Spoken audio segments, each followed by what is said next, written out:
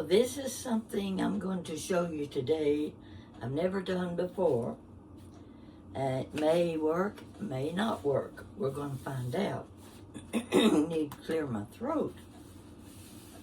Of course, you know I've been a little under the weather lately and things are improving. I'm doing okay. So today was my first day to go out in the car. And I had a special reason for this. The blossoms at Lexington Cemetery, which you may or may not know, that Lexington Cemetery is one of the hot spots of Lexington, Kentucky. It was created in 1849. It's a huge cemetery, and in the springtime when the cherry blossom, the pear trees, and all are in bloom, it's the most beautiful place you would ever want to visit. They've got the little small lakes with the fountains. They've got the tombstones, and all are from the old days, were tall in spirals, the kind that I always said I wanted on my grave. I wanted a big, tall tombstone so everybody would come and look and see who it belonged to. But today I said, okay, I'm going out. I'm going to do a video.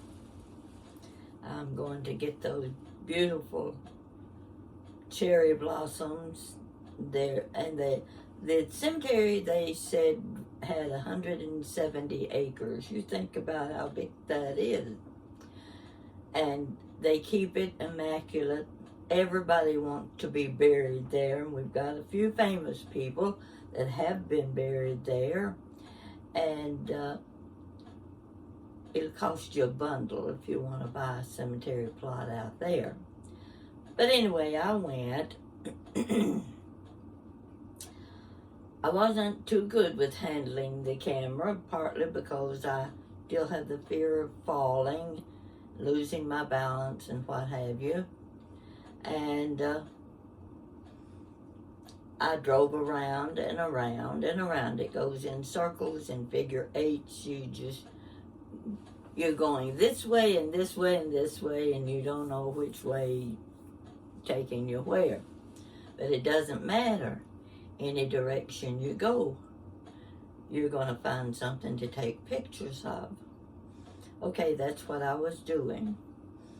So when I finished, I had to get out of the cemetery.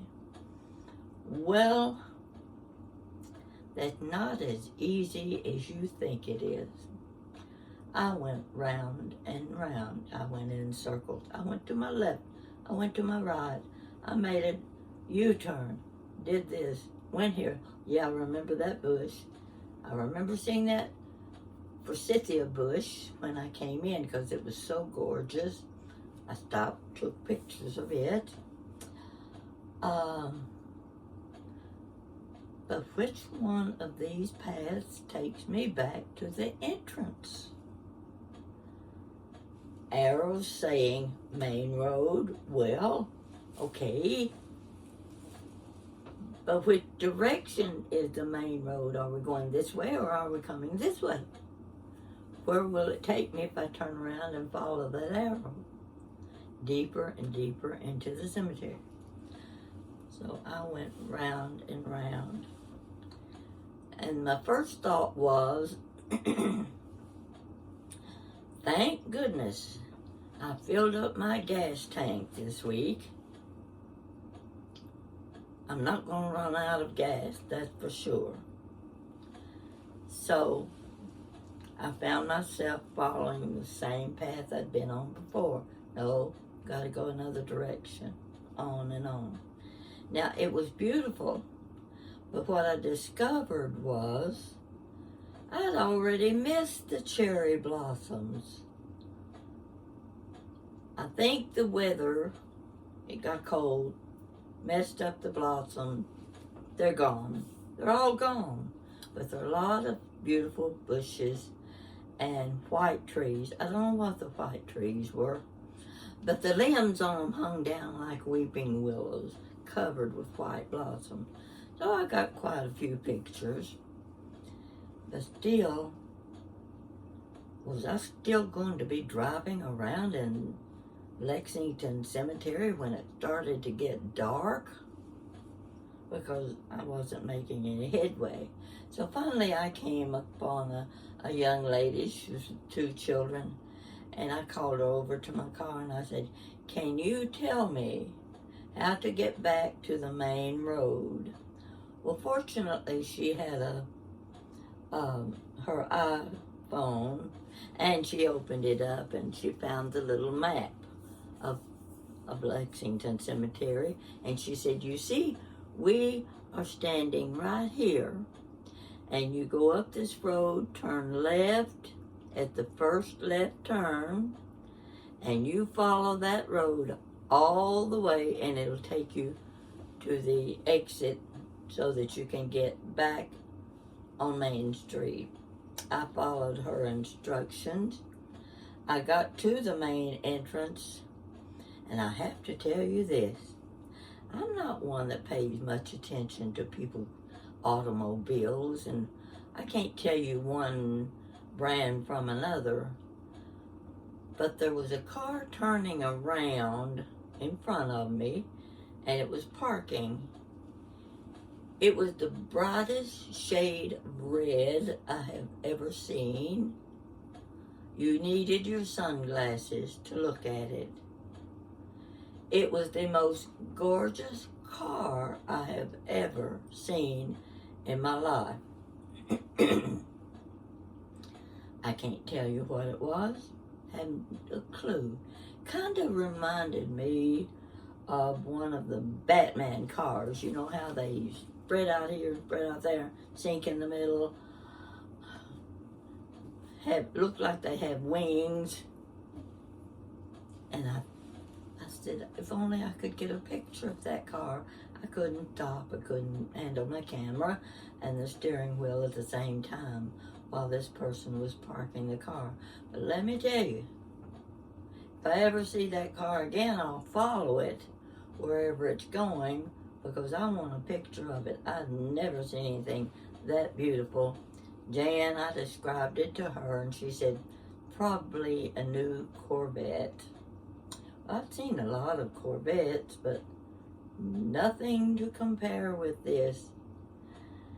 And I'd sure like to know who was driving that car. So anyway, I got away from the cemetery. I get home, and I get to looking at my videos and my photographs. And folks, I might as well have handed my camera to a 5-year-old. It was a pathetic scene. I had dirt roads. I had the gravels. I had a duck over there in the pond, and cars driving by. Yeah, I should have gone into the photography business, you can tell.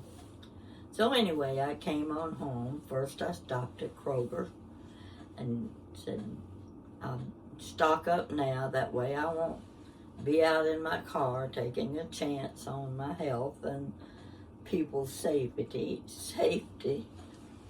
So I bought one of the roasted chickens.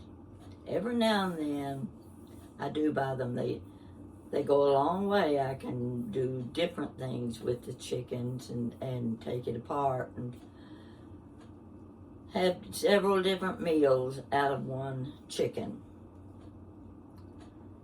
Now, I think it was a day or two ago, I was watching something on YouTube, and the lady was showing how to debone a chicken. That's one of the things I always dread when I get home with the chicken. I've got the thigh and the drumstick there, and I said, okay, we did pull that off on each side. Now I've got the big chicken with all that good white meat on it. And the skin, you know, do I want to keep the skin? Well, I can keep the skin, but I can put it aside and use it maybe for a broth or something. But I just hate having to get my fingers into that chicken and with a knife pulling it apart. Because usually the first thing I use my chicken for is chicken salad. And sometimes I eat the thigh and the leg as just like they are with my meal. Sometimes I do chicken soup. So, and then I'll take part of it and freeze it, use it later. So it goes a long way. So what this lady, she's showing you how you can debone or bone it. Yeah, that's it, bone. How you can bone the chicken without all of that mess and the knife and the cutting and the, okay. I'm going to give it a try. You can watch. We'll see if it works. Now this is going to be messy. I've already taken it out of its bag. I decided to peel back the skin. I didn't want the skin in it when I boned it. And what she did, she put it in a bag like this. This is a gallon size. I've got the thigh and the drumstick on one side and the rest of the chicken on the other. Now this is what she did. I haven't done it before and I may not succeed, but we're going to give it a try. It worked for her. That doesn't mean it'll work for me. See there, you can see my chicken. See the chicken? Yeah. See, that's where I peeled the skin away from it. Now this is what she did. Well, I don't know if it's going to work for me or not. But she started pulling it apart like this. Just working with it. She kept on and on doing this. It's going to take a few minutes, so you just be patient, because I want this to work, and I want you to see me doing it. It's not my idea, it's somebody else's, and I definitely want to pull this white meat. See this white meat coming off of the bone? Pull it this way, get it on the other side so I can loosen it from the bone. Keep on pinching and pulling. That's all you're doing. You're just making a mess is what it looks like. But the meat is coming off the bone. That's what's so good about it. I'm going to turn it over. Do the same thing on this side. And it's coming apart in little pieces. See, I don't have to have it in big chunks or anything, because most of the things I make with chicken is already been pulled apart and cut up. So keep going. Stick with me. Maybe I can tell you a good story while I'm doing this. Can't think of anything right offhand, but you don't want to hear about the pump knot on my head. It's still there, but it's reducing in size. I've been hearing from a lot of people. Jan calls me every day from South Carolina, checking up to make sure I'm okay. I wouldn't dare tell her any bad news, because she'd be hopping in the car and heading back to Lexington. She's trying to find a few thrift shops. She's in South Carolina and she's in Florida somewhere, place I've never been. Now, I'm not doing a real good job with this. I think the lady that was doing this had stronger hands than I've got. And she was pulling all of this from the chicken bones. Oh my gosh. So that when you get through with this, you're going to reach inside. I'll show you in just a minute, because we don't have it loose enough yet. get it over here where you can see it. Okay, let me pull this down a little bit. I want you to be able to see the chicken. Woo! Well, yeah, you can see it. So you can see what I'm doing. Now see, here's a big chunk that I haven't gotten into yet. And I'm pulling it apart through the bag. No messy hands. That's what I hate, mess getting under your fingernails and all that stuff. Now, I may not do it as well as she did because it takes a few minutes to separate all of this from the bone. But I'm going to do it well enough that you get the idea. And if you want to do it yourself, it may come in handy sometime, especially when you just need a lot of loose chicken. You know, when you're making soup, you don't want big chunks of chicken. You want it to be small. So over and over I'm going with this chicken. I'm going to show you some of what I've done in just a second.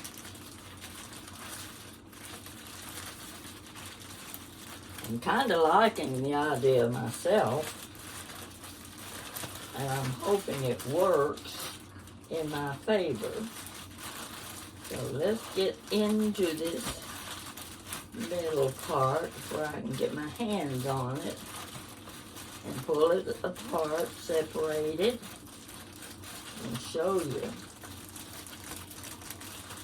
Ah, yeah, I can feel the bones. Round and around I'm going.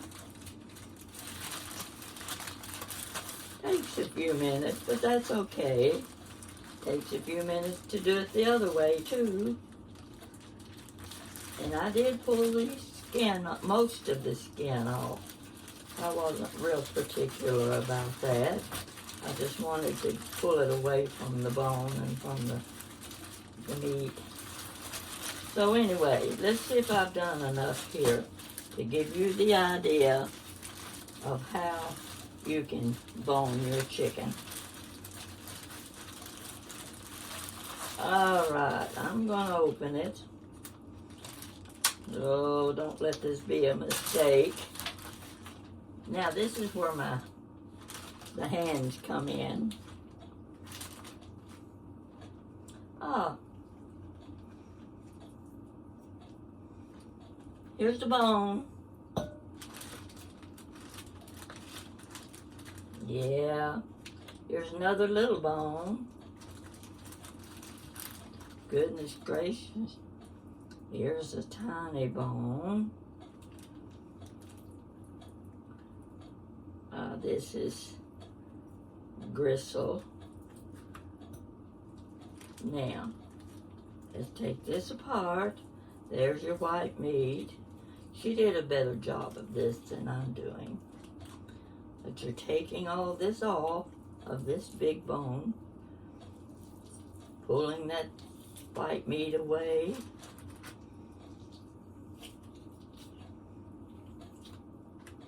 Okay, just take care of this one. More bone.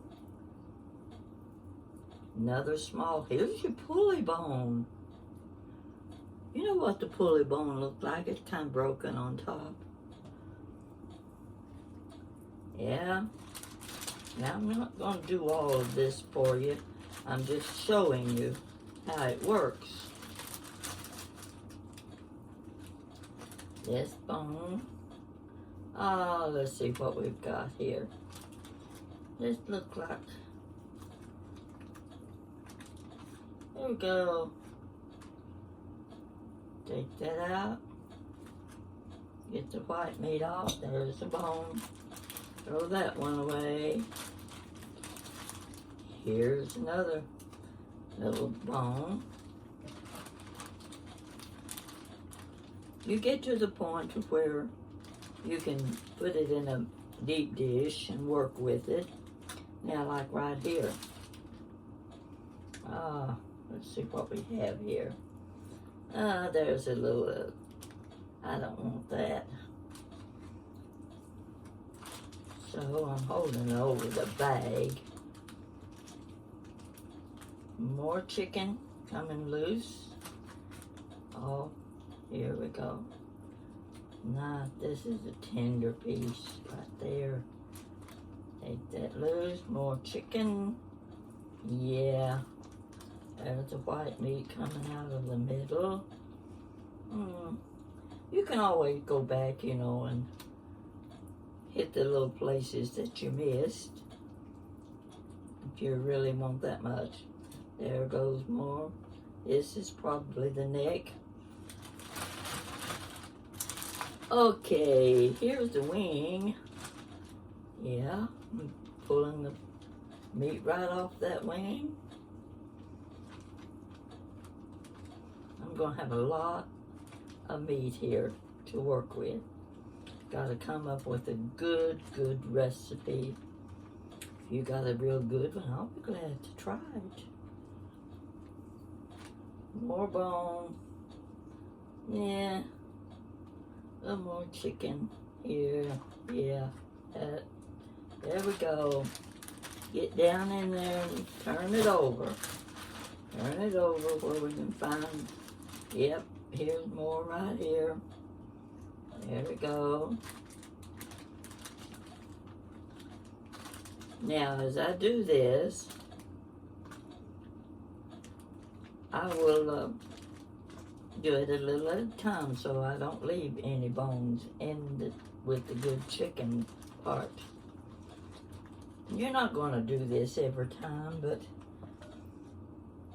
it's just another way of boning your chicken. And everybody has their method that work best for them. I think in this case, I'm going to like what I'm finished with. Look there. There's your leg. Look here. Another leg. Now, wasn't that easy? That looks like the tail. I don't use the tail. More bone. Okay.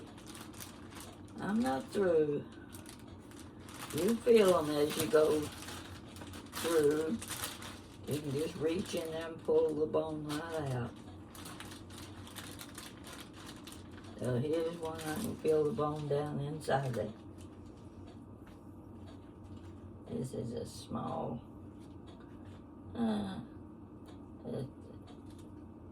Get that off. Okay.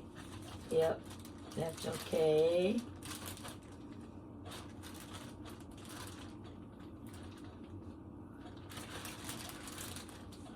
There's more bone here than you realize when you start doing this.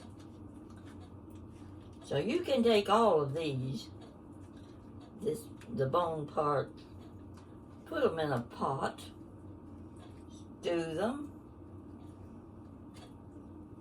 You've got another chicken soup.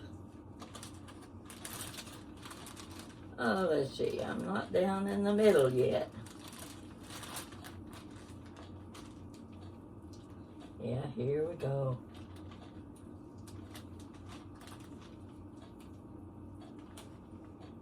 More bone.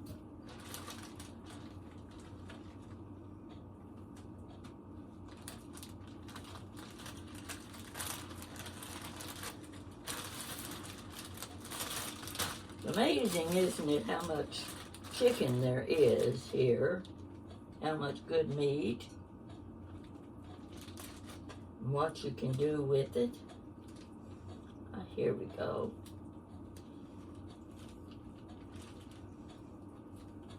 There we go. Oops. I don't mind doing this at all.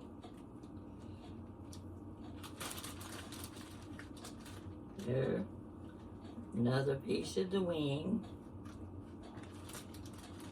Another little bone. Now you may think you'll miss some pieces, and you might. But I think once you get it into a bigger container where you can handle it piece by piece, that you'll know if you left any bones, like this one right here. So this is a small one, but you'll find it as you work through the bag, and they'll all come out. I don't want to get any on my sweatshirt. Yeah. See these big pieces of white meat? More and more. I'm running low now on bones. I'm not finding them. So I'm going to stop with that. But I'll go back through it because I'm going to put it in a large dish or pan where I can spread it out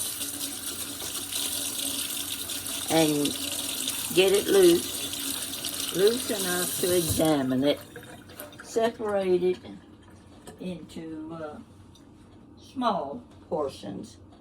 That way I'll have chicken in my freezer for whatever I want to use it for. There you go. This is one bag of chicken. What do you think? Do you like that idea? Be great for dumplings, wouldn't it? All this good chicken. Yeah, I'm rather pleased with what I've done here. I hope you like the idea. It's not one you're going to use every day. But you know how long it would have taken me to do that if I cut it off piece by piece and pulled the white meat and the dark meat from the bones. It would take me another 30 minutes to do what I just did in 15 minutes. Now, this is not my idea, it's someone else's. But I don't think that other people mind when you borrow their ideas, because you wouldn't borrow them if they weren't useful. I'm going to pull my camera up a little bit so you see me again, I think. Well, it's not working too well, but okay, I'm over here anyhow. You know what I look like. Kind of messy. My hair, I can't do a thing with my hair now that I've got all these lumps on my head. I'm going to look like the Hunchback of Notre Dame. Yeah, most likely I will. Wearing my Chit Chat shirt. I've heard from different people where they've ordered the mugs and the shirts, and they all seem to be very pleased. Now, I want to give my granddaughter Jessica all the credit for what she has done. This was her idea.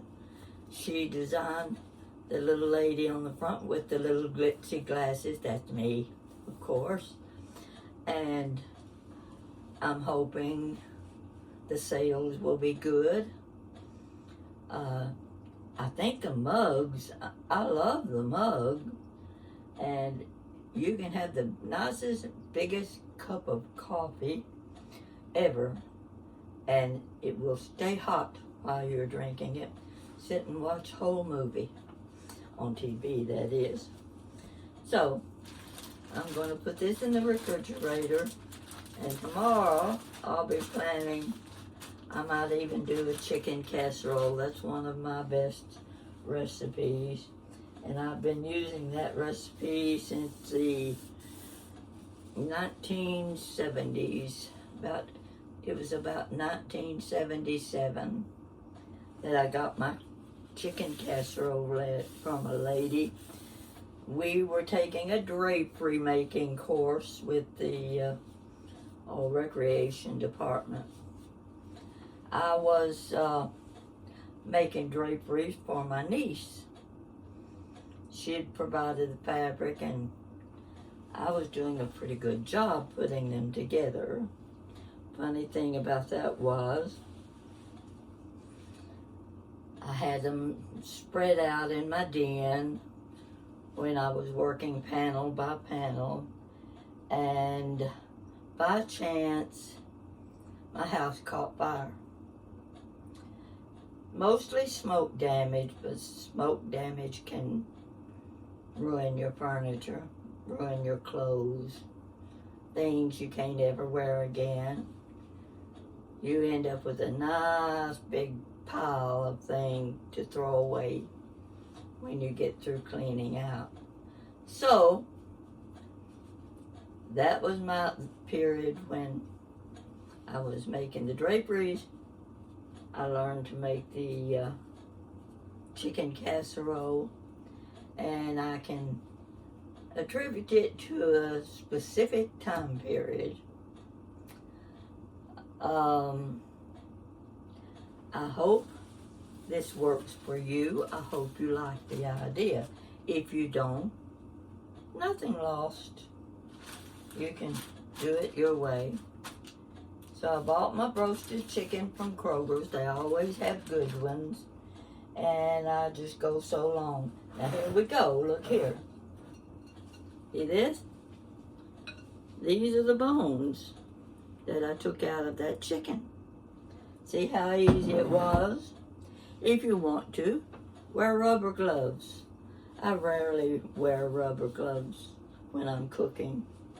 In fact, I never wear rubber gloves when I'm cooking, but there are other things that you definitely wear rubber gloves for, like cleaning your oven.